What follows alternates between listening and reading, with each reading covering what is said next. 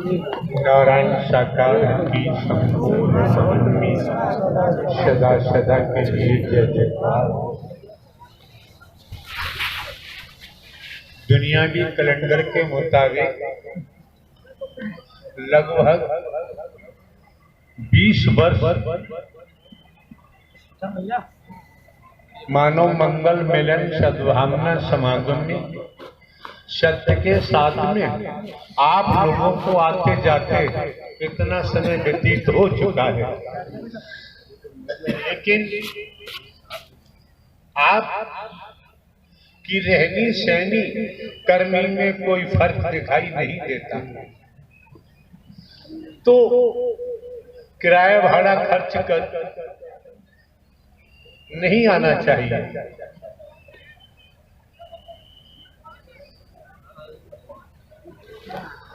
ये व्यवस्थाएं आपकी हैं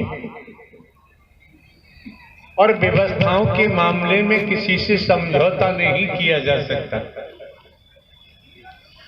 आयोजनकर्ता महापुरुष हैं, उन्हें पूछो किस तरह से तन मन धन से समर्पित होकर आने वाले महापुरुषों की प्रतीक्षा में रहते हैं। संत जन आएंगे, महात्मा जन आएंगे, महापुरुष आएंगे, देवी स्वरूपा का आगमन होगा, देव स्वरूप का आगमन होगा।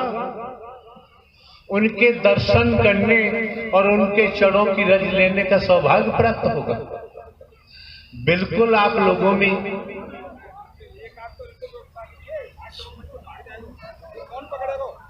जहां भी स्थान मिलता है आसन ग्रहण करें।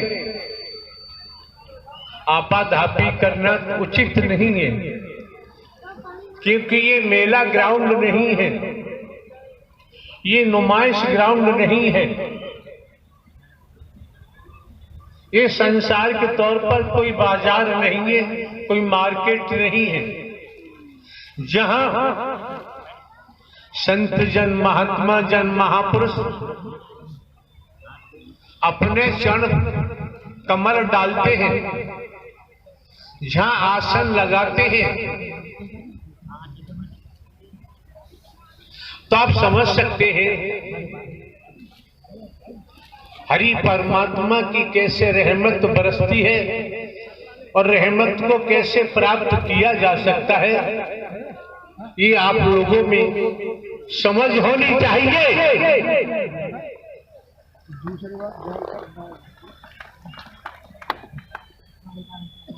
ये मौके बार बार नहीं मिलते हैं, समय बार बार प्राप्त नहीं होता है।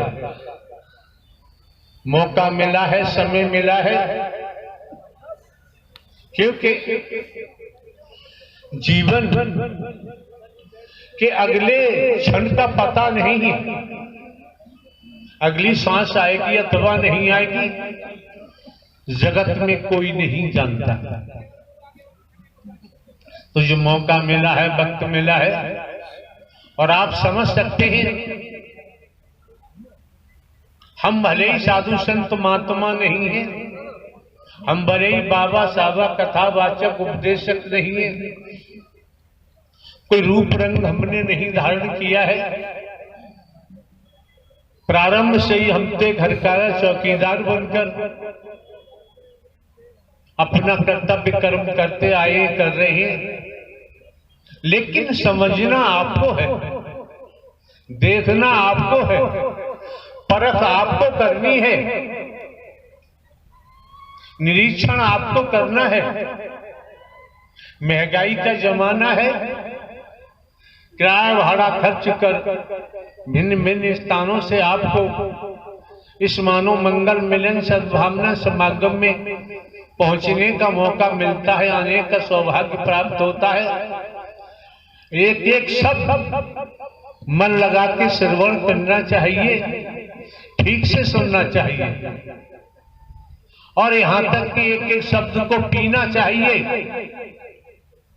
मौके बार बार नहीं मिलते हैं, समय बार बार प्राप्त नहीं होता है। अगर हम ढोंग पाखंड करें आडंबर करें, अंधविश्वास करें, ढकोसला में ले जाएं, भेदभाव में ले जाएं। आप समझ सकते हैं प्रारंभ से लेकर हमने ऐसा कुछ भी नहीं किया है। बहुत सी ऐसी बातें हैं जिनकी आपको जानकारी दी जाएगी और ये भी दर्शा दिया गया है पहले ही कि हे मानव तुझे नर नारी का शरीर क्यों मिला है, उद्देश्य क्या है। तो बहुत सी बातें ऐसी हैं दिमाग में रखो। सर्वप्रथम निस्वार्थ, बिना स्वार्थ के, निस्वार्थ मानवता के तहत। क्यों? मानव धर्म सत्य था, है और रहेगा। मानवता भाईचारा, अनेकता में एकता, मानव मानव को गले लगाना, मानव मानव से प्रेम करना, टूटी हुई मानवता को जोड़ना, बिखरी हुई मानवता को इकट्ठा करना, इंसानियत गुणों को इस मानव मंगल मिलन सद्भावना समागम के माध्यम से जब इंसानी गुण जागृत हो जाते हैं, फिर मानव इंसान वाला काम करता है, कर्म करता है। जब तक उसने जो जगाया हुआ है, कंचन कामनी को जगाया हुआ है, मोह को जगाया हुआ है, ममता को जगाया हुआ है, लोभ को जगाया हुआ है, काम को जगाया हुआ है, अहंकार को जगाया हुआ है, बर्बाद को जगाया हुआ है, मैं मेरी अपने पराये को जगाया हुआ है। इस कारण शरीर तो नर नारी का दिखाई देता है। और आप ये भी समझ सकते हैं जहां राष्ट्र की बात होती है तो राष्ट्र में भजन बंदगी, कथाओं के आयोजन, भागवत कथा, राम कथा, शिव पुराण कथा, हनुमान जी की कथा, शंकर ब्रह्मा विष्णु राम श्री कृष्ण जी की कथा, देवी दुर्गा काली की कथा, ये चलती रहती है 24 घंटे। लेकिन हमको देखना है, जब आप इस मानव मंगल मिलन सद्भावना समागम में पहुंचे हैं तो आपको देखना है कि आपके अंदर कोई परिवर्तन हो रहा है, नहीं हो रहा है। आपका जीवन किस दिशा में जा रहा है और किस दिशा में जाना चाहिए, ये सब कुछ जानकारी। और हमारे द्वारा तो भले ही हम हर कार्य चौकीदार बन के काम करते हैं, लेकिन शोधन करने के बाद आपको कोई जानकारी दी जाती है। जब तक हम शोधन नहीं करते तब तक कोई जानकारी नहीं देते।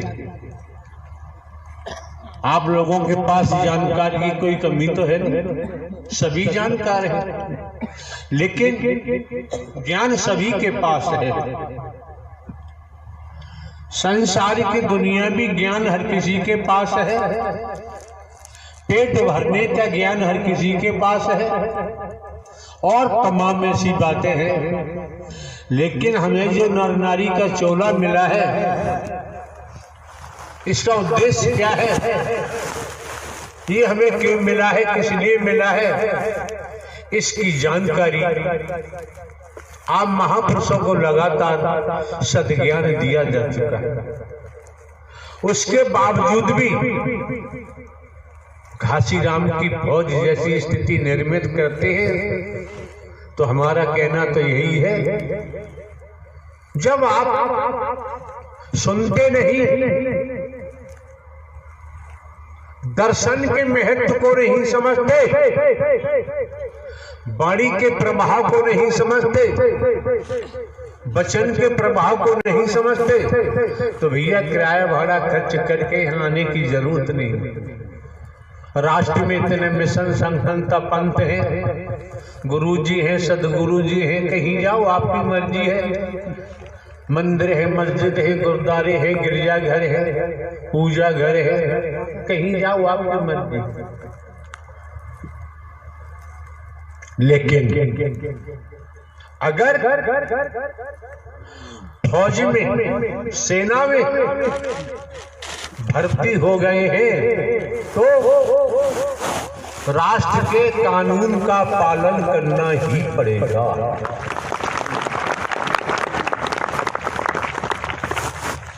फौज में, सेना में सक्षम अधिकारी का आदेश इसलिए मानना पड़ेगा क्योंकि वो अधिकारी अपने कर्म से बने हैं, लेकिन सरकार ने उनको पोस्ट किया। अगर सेना में तो कोई संस्कार से हम भर्ती हो गए, ट्रेनिंग भी की, अगर कानून का पालन नहीं करेंगे, जो हमारा उत्तरदायित्व सीमा पर बनता है, अगर हम वो नहीं निभाएंगे, सक्षम अधिकारी के आदेश का पालन नहीं करेंगे, तो दंड तो मिलेगा ही, बर्खास्त कर दिया जाता है। क्यों? सेना में ये नहीं पूछा जाता है कि आप हिंदू, मुस्लिम, सिख, ईसाई के ब्राह्मण, क्षत्रिय, वैश्य, शूद्र हैं। वहां एक सैनिक बनाया जाता है। राष्ट्र जिसके रोम रोम में है और राष्ट्र हित की ही बात अधिकारी कहते हैं, आदेश करते हैं। सेना, सैनिक पालन करते हैं। कोई मौसम हो, सर्दी, गर्मी, बरसात, बर्फ लगातार गिर रही है, ट्रेनिंग में इतना मजबूत कर दिया जाता है, बर्फ गिर रही है, ड्यूटी पर जब सैनिक जाता है उसी रूप के वस्त्रों को धारण करके जाता है। ड्यूटी से या ड्यूटी को छोड़कर इधर उधर कदम नहीं दे सकता। अगर इधर उधर को कदम देगा, कोई घटना, अप्रिय घटना घटित हो सकती है। तमाम प्रकार की घटनाओं से रूबरू होकर मुकाबला करना पड़ता है। आपके जीवन में खेती बाड़ी, नौकरी, व्यापार करते हुए, परिवार में रहते हुए, जब आप लोगों का आगमन इस मानव मंगल मिलन सद्भावना समागम में हुआ है, सत्य के साथ में हुआ है, किसी से ये नहीं पूछा गया कि आपका गोत्र क्या है, किसी से नहीं पूछा गया। और ये भी नहीं पूछा गया किस स्तर के आप अपराधी हैं, किस कदम पर भारतीय संविधान को आप तोड़ते हैं, ये भी नहीं पूछा गया। जब आप आए, आपको काला गोरा नहीं देखा गया, आपको गरीब अमीर नहीं देखा गया, छोटा बड़ा नहीं देखा गया। आप लोग अपने हृदय पर हाथ रख के देखे, समझे कि जब आप आए थे प्रारंभ में, तब आपकी मनोदशा क्या थी, आपके विचार क्या थे, आपकी सोच क्या थी? समय समय पर मानव मंगल मिलन सद्भावना समागम में आते रहे, सत्य का साथ किया, सुना, क्रम में ढाला। अब आपको विचार करना चाहिए कि आपके जीवन में सत्य के नाते कितने प्रतिशत परिवर्तन हुआ। अगर परिवर्तन नहीं हुआ तो हम तो एक हरकारा चौकीदार बनकर यही निवेदन करेंगे कि आप लोगों को मानव मंगल मिलन सद्भावना समागम में नहीं आना चाहिए। तमाम मंदिर, मस्जिद, गुरुद्वारे हैं, गिरजाघर हैं, मिशन संस्था, पंथ है, कहीं जाओ न जाओ आपकी मर्जी है। ये जो भेड़ चाल देखने को मिलती है, 27 तारीख 27/2/2022 ग्वालियर प्रवास में थे, वहां भी आयोजन चल रहा था। आप महापुरुषों की तादाद लाखों लाखों में प्रतिदिन हुआ करती थी। एक दिवस का समय माह का प्रथम मंगलवार के रूप में दोसा के महापुरुषों को दिया गया। उसी क्रिया के लिए 27 तारीख को 27/2/2022 को यहां पहुंचना था। ग्वालियर में आने के लिए हम तैयार हो रहे थे। हमको सूचना मिली, हम आपको अवगत करा रहे हैं, आपकी मर्जी है। सूचना मिली आगरा से 7-8 महिलाएं आई हुई हैं और वो मिलना चाहती हैं। हमारे द्वारा कहा गया, हम तो स्त्री पुरुष किसी से कभी मिलते ही नहीं, मिलने का यहाँ कोई प्रावधान नहीं है। अगर प्रावधान है तो सत्य के साथ का है, मानव मंगल मिलन सद्भावना समागम का है। यहाँ पर करोड़ों आ जाए, संसार आ जाए, संभाल करना हमारा काम है। हमें किसी सिक्योरिटी की आवश्यकता नहीं, न किसी ज्ञानी की हमको जरूरत है।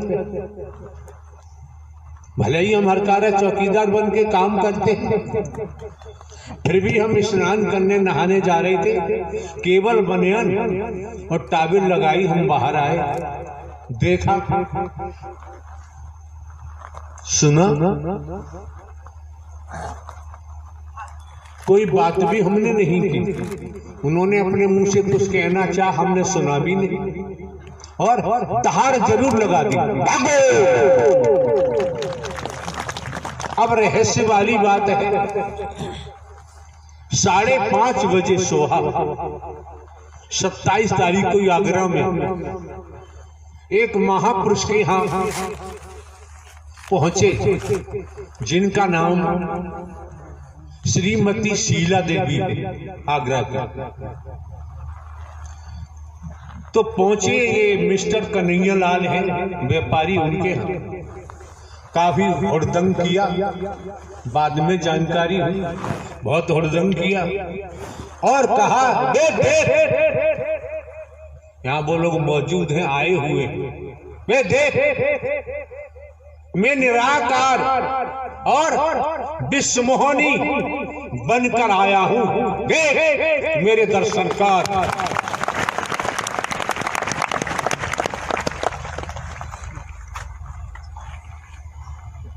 ठीक है, समझने की बात है। जब तुम निराकार विश्वमोहनी रूप धारण करके आए हो तो फिर ग्वालियर आने की क्या जरूरत है? इस ब्रह्मांड में हरि परमात्मा के अलावा दूसरा कोई परमात्मा न था, न है और न ही होगा। शंकर ब्रह्मा विष्णु राम श्री कृष्ण, देवी दुर्गा हनुमान जी, काली काल भैरव, तमाम व्याख्या करेंगे, बहुत समय लगेगा। अब जानकारी हुई कई दिन से किसी के यहाँ क्या कर रहे थे, इनकी लीला यही जानी, उस संबंध में हमें कुछ नहीं कहना है। जानकारी हुई क्या कि मेरा गणेश मर गया है, किसी स्त्री का पति की मौत हो गई है और हरि जीवित करे। अरे हरि का विधान है,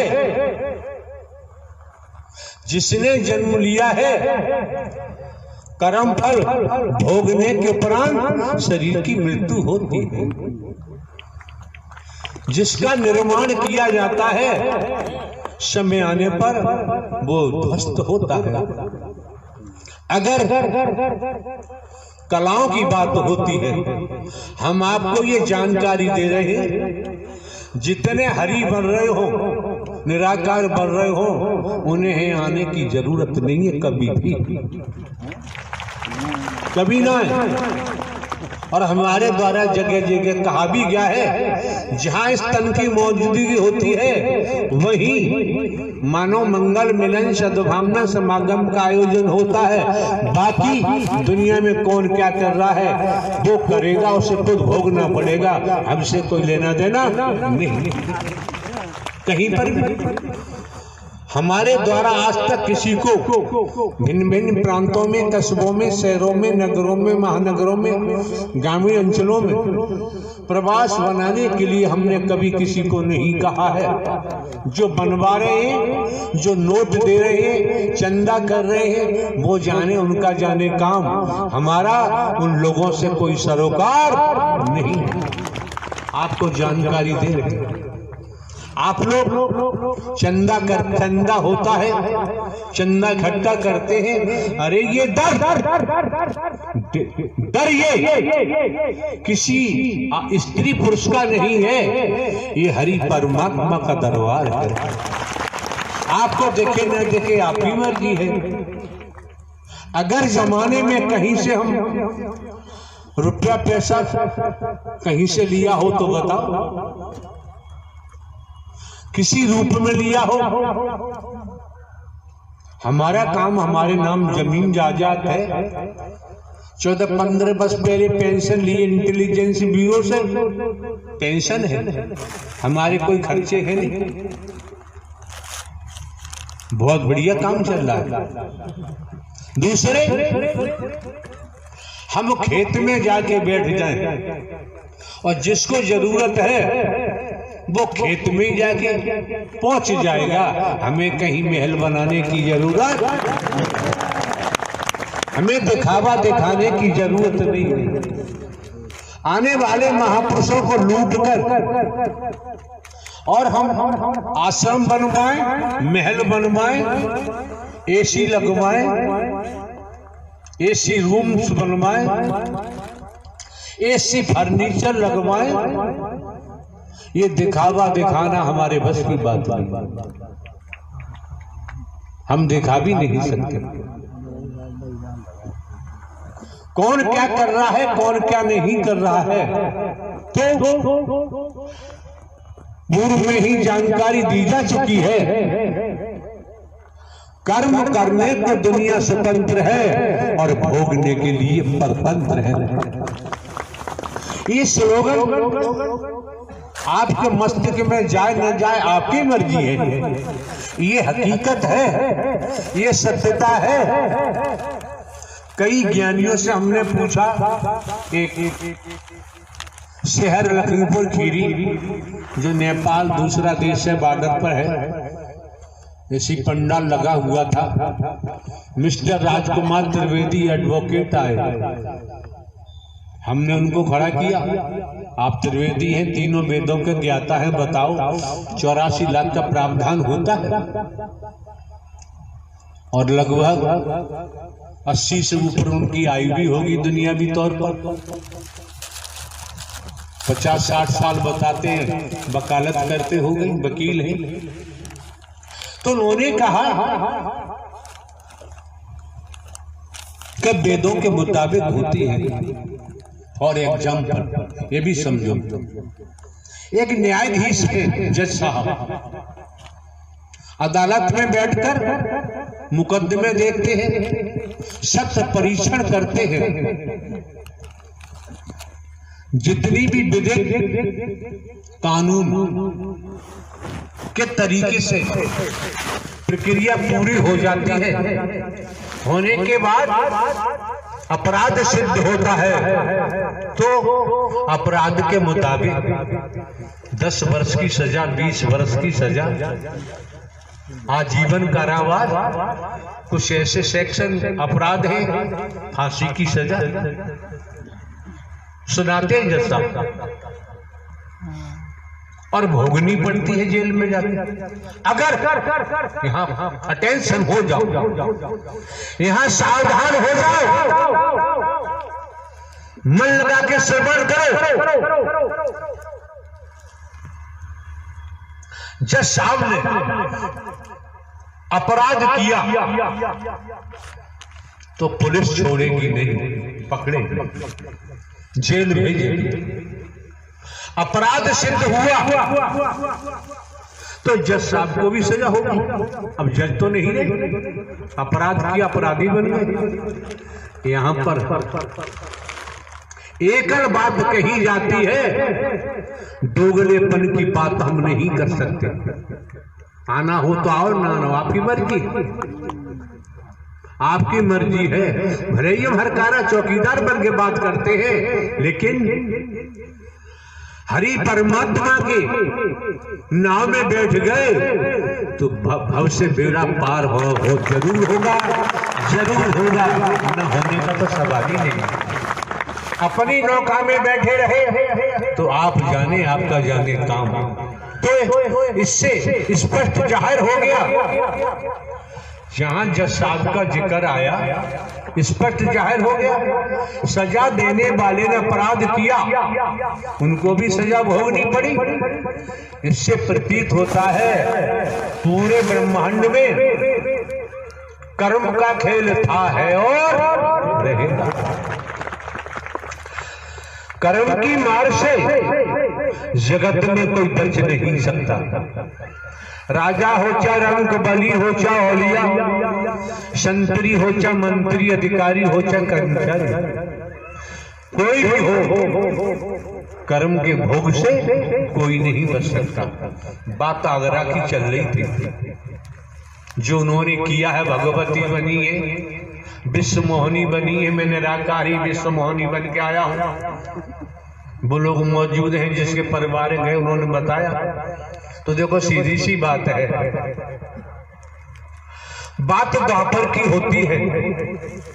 श्री कृष्ण जी का नाम आता है, 16 कलाओं का जिक्र वेद शास्त्र पुराणों में आता है, ज्ञानी जन बताते हैं। तो कुरुक्षेत्र में कौरवों और पांडवों में युद्ध चल रहा है, संग्राम चल रहा है। अब आप समझिए, लेख के मुताबिक 16 वर्ष की आयु में अभिमन्यु का वध, योद्धा घेर के अभिमन्यु का वध कर देते हैं, मार देते हैं। और वो अभिमन्यु लेख के मुताबिक श्री कृष्ण की बहन सुभद्रा, सुभद्रा का बेटा अर्जुन का बेटा, सुभद्रा की शादी अर्जुन के साथ की गई, ऐसा लेख कहता है। और वही श्री कृष्ण जी का भांजा और श्री कृष्ण जी का शिष्य। तो बताइए आप, कोई बताए श्री कृष्ण क्यों नहीं बचा पाए? श्री कृष्ण क्यों नहीं बचा पाए? कैसा ढोंग किया जा रहा है। दोबारा शिकायत मिली अच्छा नहीं होगा कोई भी हो। अपने घर में भगवती बनो, दुनिया में बनो, यहाँ आने की जरूरत नहीं है। जो बनेगा उसे झेलना ही पड़ेगा। क्यों क्यों क्यों क्यों? हमारे द्वारा पूर्व में भी कहा गया है, पूर्व में भी कहा गया है, जन्म लेने वाला मरने वाला न परमात्मा था, न है और न ही होगा।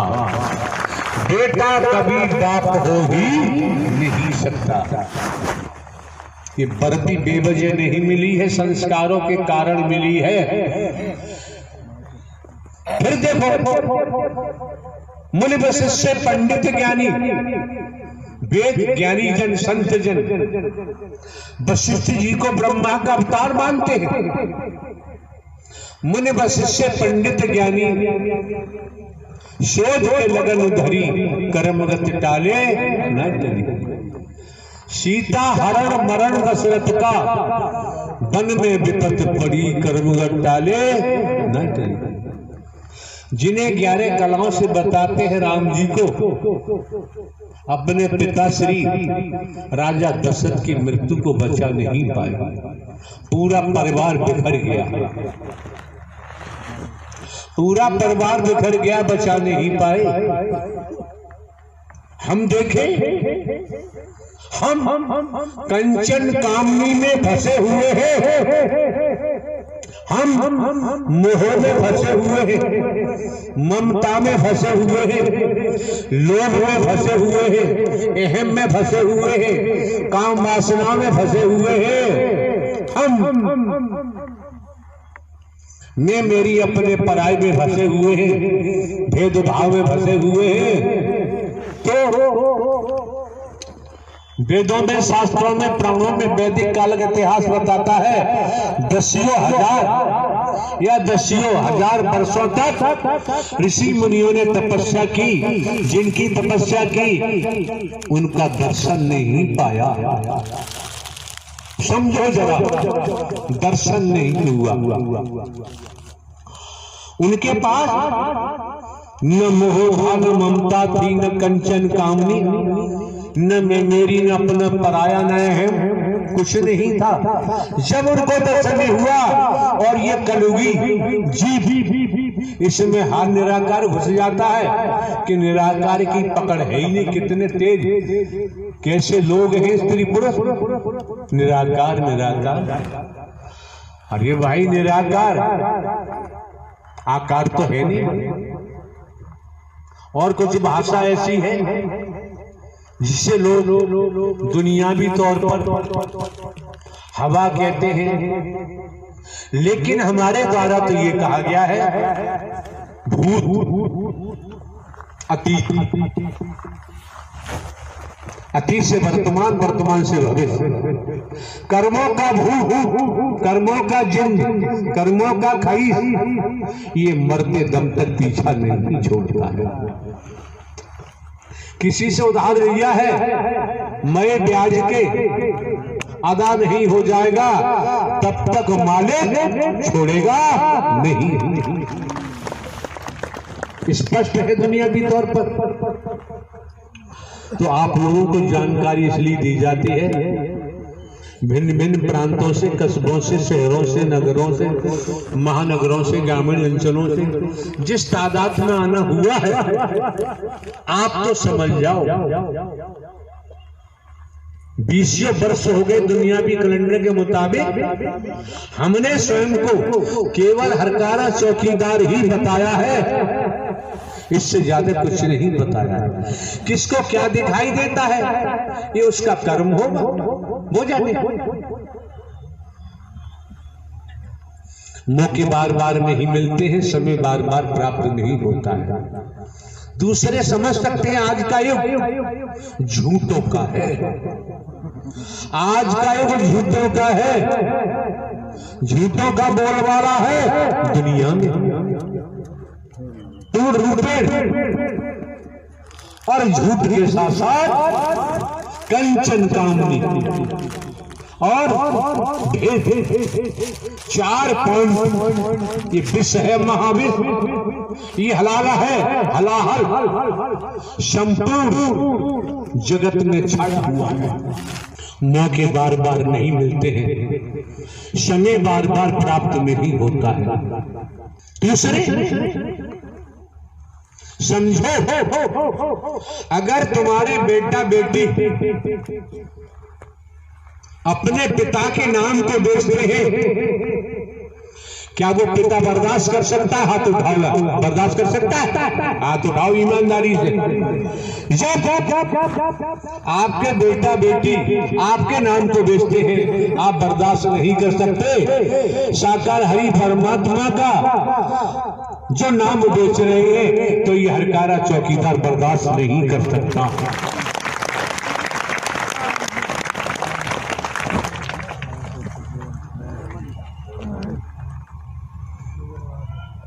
ये जो मौका मिला है आपको, समय मिला है, वक्त मिला है, आप समझ सकते हैं। कोरोना काल चल रहा है, उसके बावजूद भी यहाँ के जिला प्रशासन ने अनुमति प्रदान की महापुरुषों को। जब भी आप महापुरुषों का इस महायज्ञ में आगमन हुआ, अगर जिला प्रशासन अनुमति प्रदान नहीं करता, इस महायज्ञ में पहुंचना संभव नहीं था। आप भली भांत जानते नहीं है, हमने तो जनाया है। हम हर पल हर क्षण भारतीय संविधान, हम कानून का पालन करते हैं, समाज के नियम कायदों का भी हम पालन करते हैं, और सिखाया भी, आप लोगों को बताया भी है। आपको जागरूक किया गया है, आपका जीवन खुशनुमा हो जाए, आनंद में हो जाए, इसीलिए तो दर्शा दिया मानव मंगल मिलन सद्भावना समागम। कर्मों से दुख भी आएगा, कर्म किया सुख भी आएगा। जैसा कर्म करता है दुख आएगा, रोलाएगा। जानकार है, भोगेगा लेकिन रोएगा नहीं। अनजान का रो रो के ही सर खपा देगा। श्रीमान जी कोई हो, त्रेता की कहानी हम आपके सम्मुख रखते हैं। प्रवासों के बारे में बता दिया, जो भगवती बनते हैं, जो हरि बनते हैं। हरि बन के प्रवास बना बना के जमाने से नोट खींच रहे हैं, ये महारौरक नर की निशानी है। नोट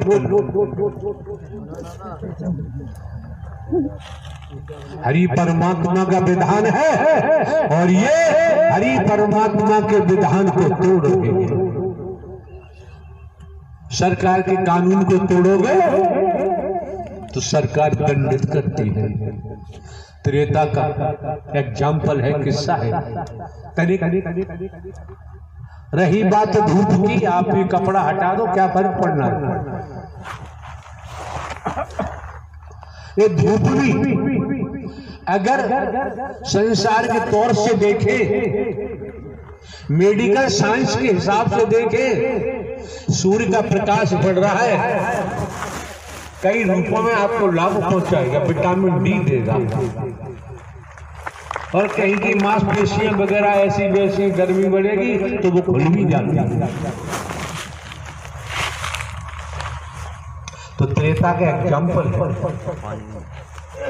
5 संत जा रहे थे, इतिहास की कहानी है। इसमें कोई हमसे क्वेश्चन करेंगे, हम उत्तर नहीं दे सकते कि इतिहास की बात है, हमारी व्यक्तिगत बात है, उसमें हम प्रश्न करने को छोड़ते ही नहीं है। सामने से आप लोग जानते हैं, इतिहास में आता है, कथाकार अधिकांश बोलते होंगे, रत्नाकर डाकू का नाम आता है। रत्नाकर डाकू अपने साथियों के साथ आ रहा था, इधर से महात्मा लोग लेख कहता है रत्नाकर डाकू ने संतों से कहा बे ठहरो। किसी संत ने कहा ले भाई हम ठहर गए, तू कब ठहरेगा? आप सब पर लागू है, हजम नहीं होगा। अगर वास्तव में आज शिवरात्रि का समय है, पहली तारीख, उस आधार पर भी देखोगे, अपने हृदय से निर्णय करो कौन पापी नहीं है। जो विधाता के विधान को तोड़ रहा है वो महापापी हो जाता है। संसार में कोई हो, अगर कोई पद मिला हुआ, धन मिला हुआ है, संस्कार है, संस्कारों से मिला हुआ है, तपेश्वरी से राजेश्वरी, राजेश्वरी से नरकेश्वरी, वेद कहता है, शास्त्र कहता है। संत ने कहा डाकुओं से ले हम तो ठहरे, तू कब ठहरेगा? तो रत्नाकर डाकू ने जवाब दिया होगा, ऐसा इतिहास कहता है। क्या पहले बुझा रहे हो? जो कुछ है रख दो।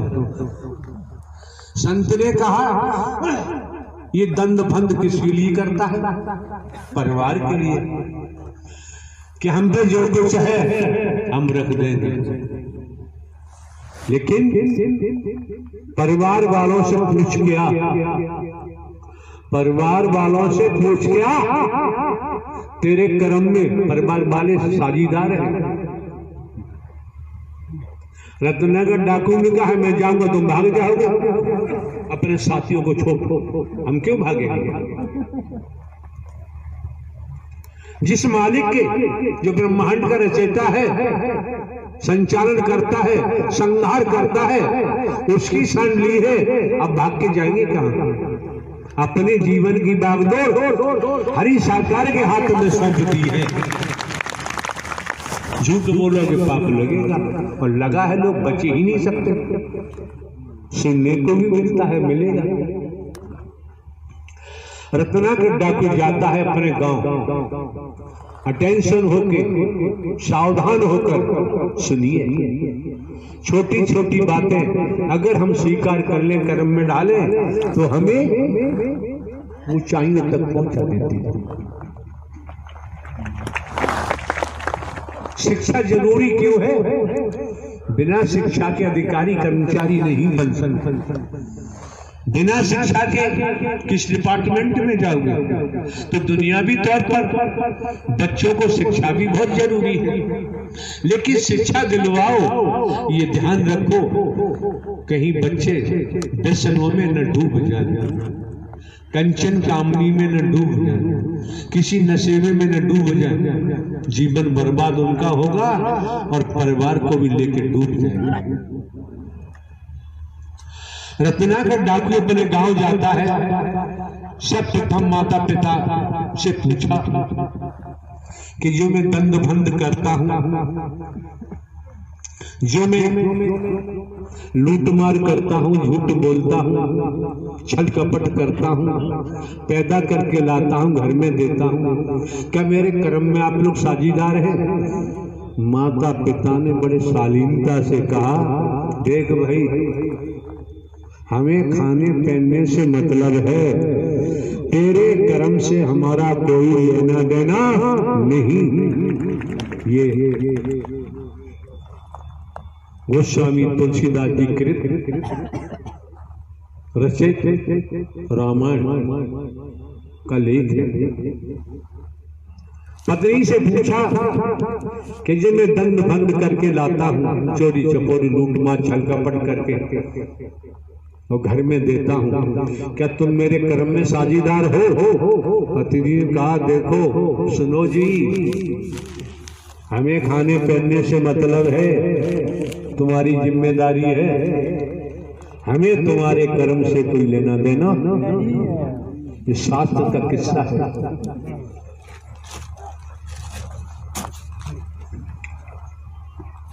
फिर क्या होता है?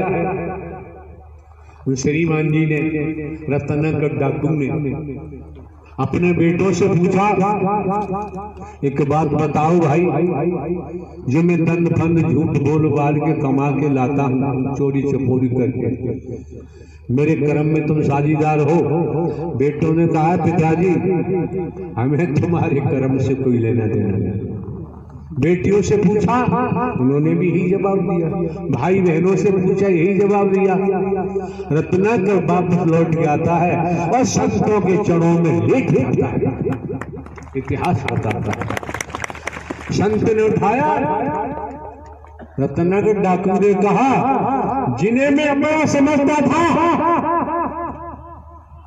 जिनके लिए मैं अपराध करता था, झूठ बोलता था, चोरी डकैती करता था, छल कपट करता था, सबने मना कर दिया, तेरे कर्म से कोई लेना देना नहीं।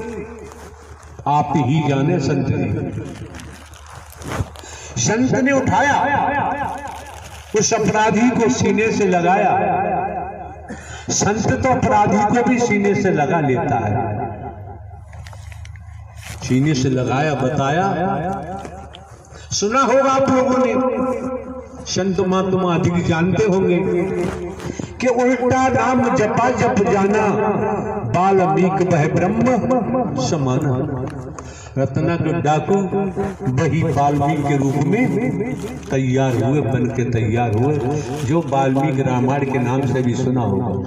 लेकिन उल्टा नाम कौन सा था? ये बुद्धि विवेक से समझने की बात है। जमाना कहता है उल्टा नाम जपा जब जाना, मरा मरा मरा मरा।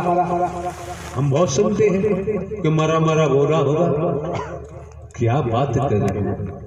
अगर मरना है तो परमात्मा के लिए मिट जाओ, परमात्मा को लिए मर जाओ, जीवन सफल हो जाएगा। और मरना तो वैसे ही है, कोई डॉक्टर भी नहीं बचा सकते विश्व का। जब समय आ गया है काम तमाम होगा। अब कौन सा उल्टा नाम जपा जप जाना, बाल्मीकि वह ब्रह्म समाना, सबने सुना, हमने भी सुना है। कौन सा उल्टा नाम? अरे संसार नहीं जानता था, आज भगवान भी नाम ले रहे हैं, पहले कोई नहीं लेता था। हरि का नाम जपा जप जाना, हरि का नाम जपा जप जाना, रत्नाकर डाकू वाल्मीकि हो जाना। इतना तो हमारी समझ में आया पक्का। कच्चा फल कभी भी बीज नहीं बन सकता। सब कुछ तो खुला 20 वर्ष से सद्ज्ञान देने में कोई कंजूसी नहीं की गई है। और हमने कोई पुस्तक हम नहीं पढ़ते हैं, कोई हम स्वाध्याय नहीं करते हैं। कभी साधु संत महात्माओं के साथ बैठने का मौका कभी नहीं मिला जब से होश संभाला, न कभी कोई ग्रंथ पढ़ने का मौका मिला। अचानक नौकरी मिली, अचानक 14-15 वर्ष पहले पेंशन लेनी पड़ी। हरि परमात्मा जो ब्रह्मांड के रचयिता है, संचालन करता है, संघात करता है, अगर स्वयं हरि का खेल न होता तो हम भी कमा रहे होते, अरबों की संपत्ति हमारे पास होती। और नहीं है तो किसी पार्टी में मिल जाते, एमएलए एमपी बन जाते। लेकिन शुरू से आप लोगों ने प्रारंभ से सुना होगा, हम तो घर का चौकीदार बन के काम करते आए, कर भी रहे। तो ये ढोंग पाखंड आप लोग क्यों करते हो जब हम नहीं करते?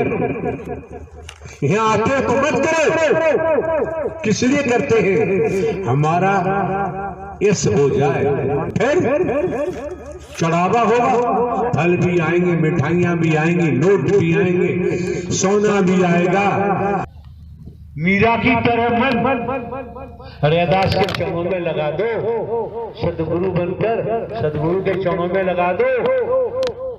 पाया री मैंने पायो नाम रतन धन पायो, हस्तमूलक दई मेरे सतगुरु।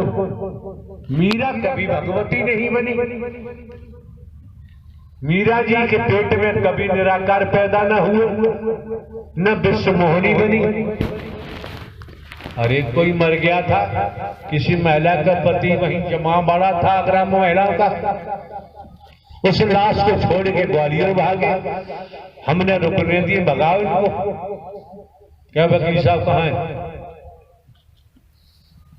वकील साहब ग्वालियर, बताओ क्या मामला था? हम तो कमरे में चले गए थे, आपको कह गए थे इनको भेजो। क्यों कहा जा रहा है? सबको जानकारी दी जा रही है। ऐसी गतिविधि है, किसी मिशन संता पंथ कहीं जाओ, यहाँ आने की जरूरत नहीं। दुनिया तो भीड़ इकट्ठी करता है और हमें भीड़ की जरूरत नहीं। सज्जन पुरुष है, ईमानदारी निष्ठा है, हम तो उसके पैरों को धो के पी जाएंगे, सबके सामने, अकेले में नहीं। साथ संगत जी प्रेम से बोलो नारायण साकार हरि की संपूर्ण ब्रह्मांड में सदा सदा के लिए जय जयकार हो, जय जयकार हो। साथ संगत जी 27 फरवरी 2022 को नारायण साकार हरि जी का प्रवास शहर ग्वालियर, जिला ग्वालियर, मध्य प्रदेश में था। आगरा शहर, आगरा उत्तर प्रदेश से 7-8 महिलाएं प्रवास पर पहुंची साथ संगत जी, और कहा उन्होंने कि हमें नारायण साकार हरि जी से मिलना है, बात करना है।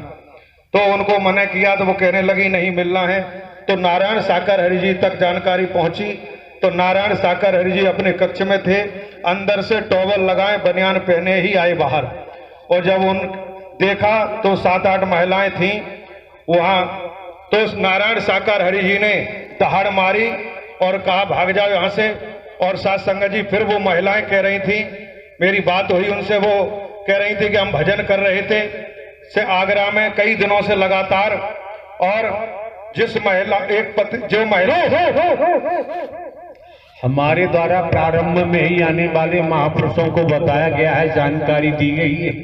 क्या ये नारायण हरि परमात्मा का दरबार है, दर है, यहाँ भजन करने का कोई प्रावधान है ही नहीं। कौन मनमती कर रहा है, कौन तोड़ रहा है? कह दिया गया 33,000 वोल्टेज HD लाइन हाईलाइट राख बना देती है। स्पष्ट जानकारी दी गई है कि बैठकर भजन करने की जरूरत नहीं है। मंच से पंडाल में बोला गया है और बोला जाता है, केवल अगर जरूरत है तो मानव मंगल मिलन सद्भावना समागम का आयोजन करो, जरूरत है तो, और जरूरत नहीं तो नहीं। सत्य के साथ में आते जाते सुनोगे तो कर्म में ढालोगे, पक्का भजन हो जाएगा। अलग से कोई भजन करने की जरूरत नहीं पड़ेगी। क्यों? अभी आप लोग समझ कहाँ पाए हैं? आप लोगों की खातिर इतना चिल्लाना पड़ रहा है। यहाँ सब कुछ दर्शन से हो जाता है, यहाँ बोलने की जरूरत नहीं। यहाँ बोलने का कोई प्रावधान ही नहीं है, कोई प्रावधान नहीं है। फिर क्या हुआ? तो साथ संगत जी वो कहने लगी कि उन महिला में से एक कि मेरे पति पर एकदम से आत्मा हावी हो गई और दुष्ट आत्मा, और उसने साफ साफ मुंह उधर करिए, साफ साफ बताइए, जल्दबाजी मत करिए। तो जो महिलाएं थी तो उन महिला में से एक महिला ने बताया कि मेरे पति पर आत्मा, दुष्ट आत्मा हावी हो गई और उसने लट उठा के और हम 7-8 महिलाओं की जम जम के पिटाई की, बहुत मारा। कॉमन सेंस की बात है, बुद्धि विवेक की बात है। जिस पुरुष ने पिटाई की सबकी जानकारी हमको हुई, उसी के बारे में कहा उस महिला ने कि वो मेरा गणेश था, गणेश मेरा मर गया है, मैं जिंदा कराना चाहती हूं। ये बात खोल के बताइए, फिर क्या हुआ? साथ संगत जी, महाराज जम के महिलाएं बेसुध हो गईं और वो महिला जो कह रही थी कि वो जो पति था वो मर गया, वो खुद को कहने लगी कि मैं निराकार विश्व मोहिनी हूं, और वो जो पति मरा वो गणेश था, मेरा मारा गया, इस तरह से बोल रही थी। तो मैं यहाँ हरि जी के प्रवास पे आई हूं कि मेरा पति वहां रखा है मरा हुआ, आगरा में वो जिंदा हो जाए। जिस महिला ने बोला था जी, उसका नाम शीला था। जी प्रभु। शीला मूर्ख है, वकील है तो क्या है? जिस महिला का पति मरा था उसने नहीं बोला था। जी, जो मुखिया बन के गई थी ना, जो मुखिया बन के जाती है शीला, उसने बोला है, पति दूसरी औरत का था। तो साथ संगत जी, जो शीला आगरा की थी उसे वो कह रही थी कि मेरे ऊपर निराकार विश्व मोहिनी रूप हो गया, और वो जो मारा गया वो मेरा गणेश था, जो शीला आगरा वाली बोल रही थी। साथ संगत जी, और मैं विश्व मोहिनी बन के आ गया। जी प्रभु। अरे रात नहीं सुना, ये व्यक्ति सुना रहा था जी, कैसे ऐसे मेरे घर में 5:30 बजे सुबह पहुंच गई। उसने बताया निराकार और विश्व मोहिनी गणेश वगैरह सारी बातें खुल के आई। फिर क्या? तो वो महिला साथ संगत जी आगरा में कन्हैया लाल जी रहते हैं, उनके घर पहुंची सुबह 5:30 बजे। उनका दरवाजा खटखटाया और जब उनने दरवाजा खोला तो दरवाजे पर खड़े होकर कहने लगी, जो शीला आगरा वाली, कि मैं विश्व मोहिनी हूं और मेरा गणेश मारा गया, वो मर गया, मैं नारायण साकर हरि के पास चलो, मैं उनसे जिंदा करने के लिए कहूंगी। तो उन्होंने वहां से कहा कि भाई मैं नहीं जा पाऊंगा, तो वहां से भाग आई। फिर वो ये शीला 7-8 महिला को लेकर के ग्वालियर प्रवास पर पहुंच गई। साथ संगत जी, हरि जी ने जब दहाड़ मारी और अंदर कक्ष में चले गए, फिर मैंने उन महिलाओं से, शीला से कहा, एक सेकेंड, जिसने दहाड़ मारी वो अंतर्यामी है। इंसानियत मानवता के तहत अगर बात होती तो हम तो उनके चरणों में बैठकर और उनकी सेवा करते। किसको गुमराह कर रहे हैं? किसके साथ छलावा कर रहे हैं? किसको धोखा दे रहे हैं? अपने यश के लिए, अपने मेरा यश बढ़ जाए, मुझे दुनिया की दौलत मिल जाए, जिंदा हो गया तो मैं तो भगवती उजागर हो जाऊंगी, फिर किसी चीज की कोई कमी नहीं रहेगी। ये लालसाएं क्या क्या बसाया हुआ है, अधिक कुछ हम कहना नहीं चाहते। क्या क्या बसा, कहां था, हम अपनी बात कर रहे हैं। हमने कितनी गंदगी बसाई हुई है, गंदगी हमारे अंदर भरी हुई है। जब सत्य की भट्टी में जाएंगे तो गंदगी उबाल भरती है, बाहर निकल के आती है, कोई भी हो, बसती नहीं है।